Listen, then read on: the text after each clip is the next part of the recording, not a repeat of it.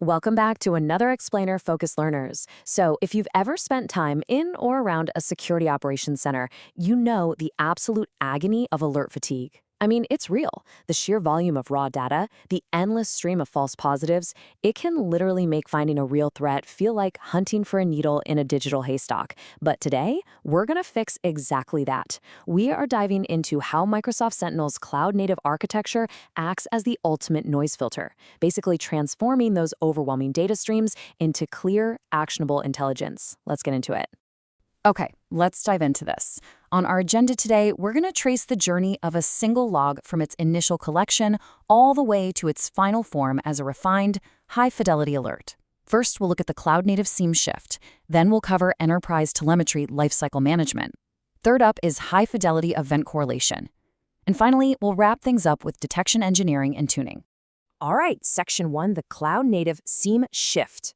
Let's start with a reality check on infrastructure overhead, because I know a lot of SOC managers are really feeling this pain right now. Think about the traditional SIEM for a second. It is incredibly infrastructure heavy. You're constantly battling fragmented data across these isolated silos, and the maintenance overhead, just totally exhausting. It's this frantic race just to keep the lights on and the servers running.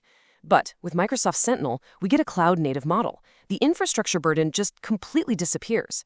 Instead of babysitting hardware, we're suddenly leveraging automated ingestion time transformations, built-in tuning frameworks, and machine learning-driven analytics.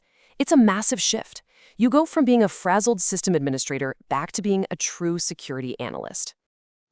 Okay, so moving right along to Section 2, Enterprise Telemetry Lifecycle Management.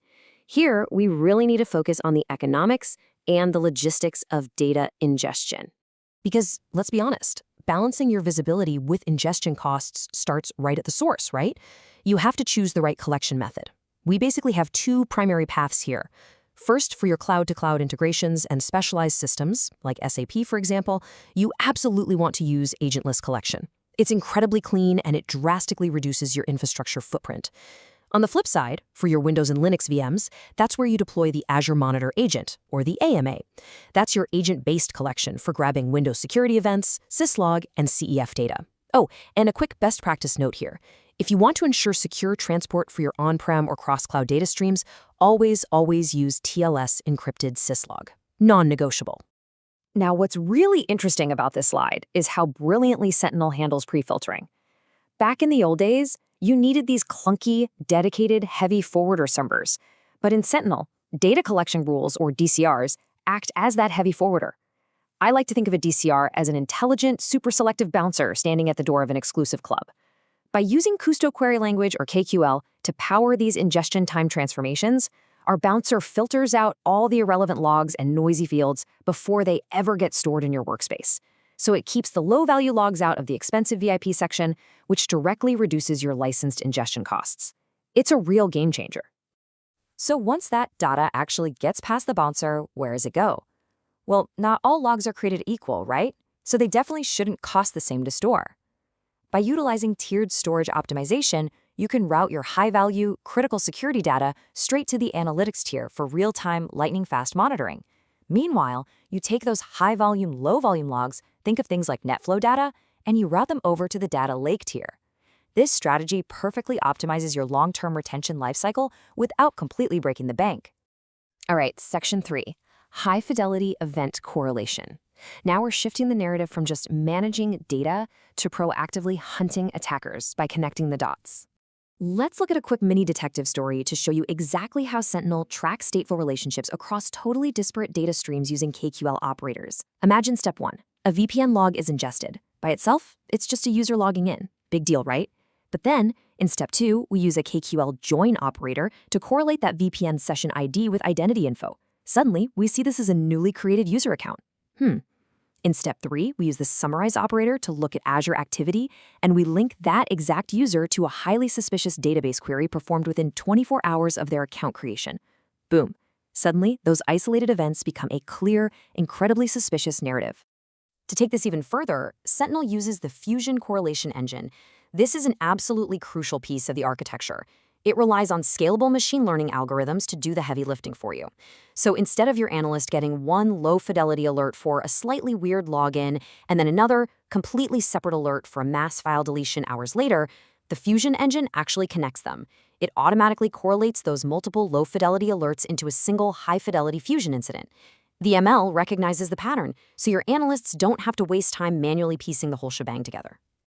And this brilliantly illustrates the final piece of our correlation puzzle, the User and Entity Behavior Analytics, or UEBA layer.